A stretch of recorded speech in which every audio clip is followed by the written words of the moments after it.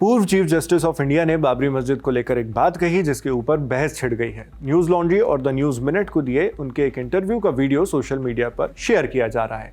यह इंटरव्यू संस्थान की ओर से पत्रकार श्रीनिवासन जैन ने किया। इसमें पूर्व सीजेआई से विवादित ढांचे में डेसिक्रेशन यानी तोड़ मड़ोड़ और अपवित्रीकरण करने को लेकर सवाल पूछा जाता है। इंटरव्यूअर उनसे कहते हैं कि स्ट्रक्चर जो पहले मस्जिद थी उसके अंदर वाले आंगन में जाकर डेसिक्रेशन कर जबरदस्ती हक जताने से माहौल बिगड़ा।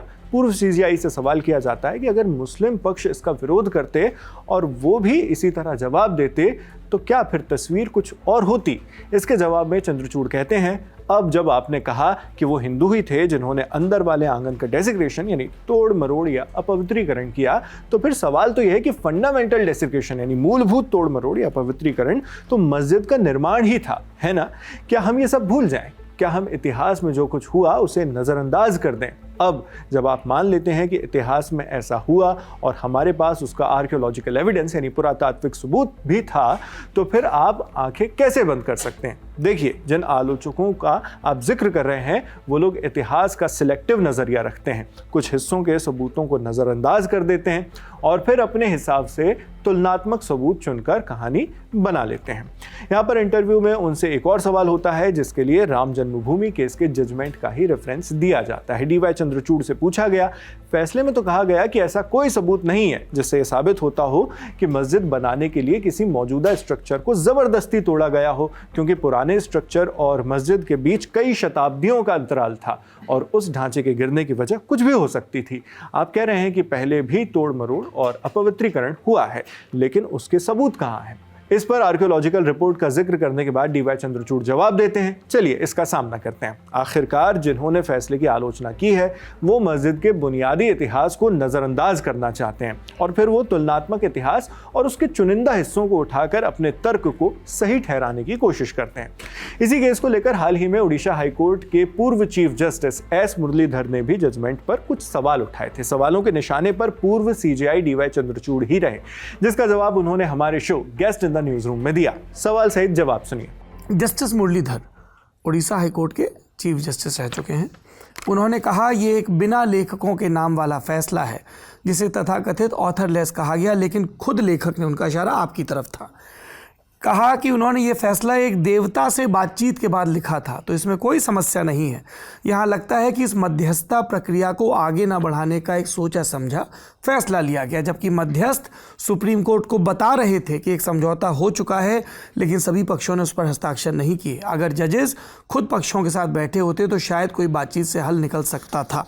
उन्होंने आगे कहा, इतनी जल्दी क्या थी, वे थोड़ी देर और क्यों नहीं इंतज़ार कर सकते थे? एक ही वजह है, 9 नवंबर 2019 यानी फैसले की तारीख जो जस्टिस गोगोई की रिटायरमेंट से लगभग 10 दिन पहले थी। इतना बड़ा मुद्दा था, जल्दबाजी में निपटाना ठीक नहीं था। Your reaction sir? देखिए, मैंने भी पढ़ा है जो जस्टिस मुरलीधर ने हाल ही में कहा था सर।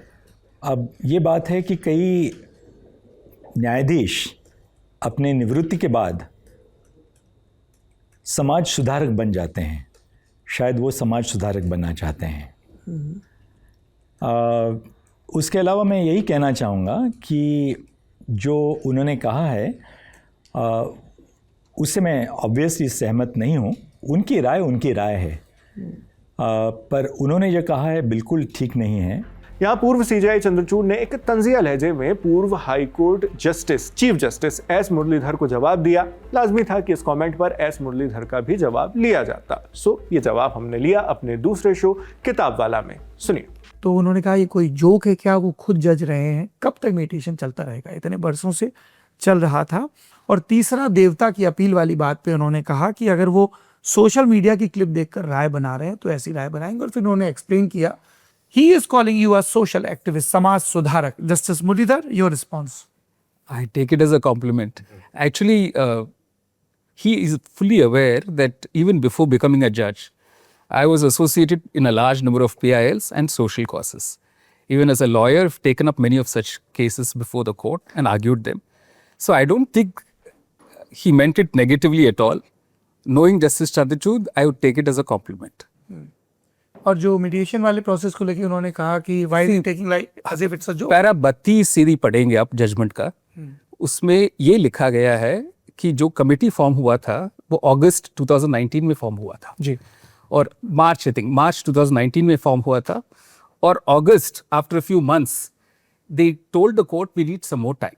अपील की हियरिंग शुरू हो रही है 6 अगस्त को. During the course of the hearing, a report was submitted that some of the parties desired to settle the dispute. मैं इनके judgment से पढ़ रहा हूँ. This court, by its order dated 18 September, observed that while the hearings will proceed, if any parties desired to settle the dispute, it was open for them to move the mediators and place a settlement.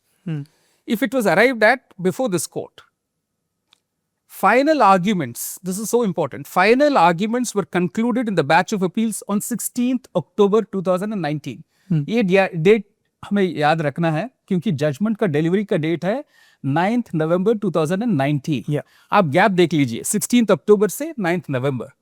On the same day, that is 16th October, the mediation panel submitted a report titled Final Report of the Committee stating that a settlement had been arrived at by some of the parties to the present dispute.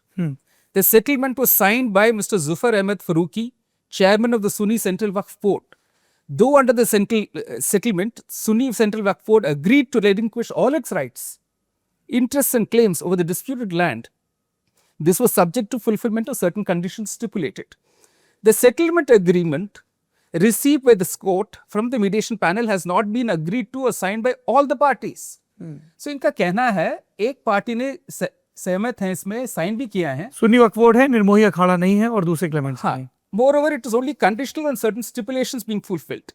Hence, the settlement cannot be treated to be binding or concluded agreement between the parties.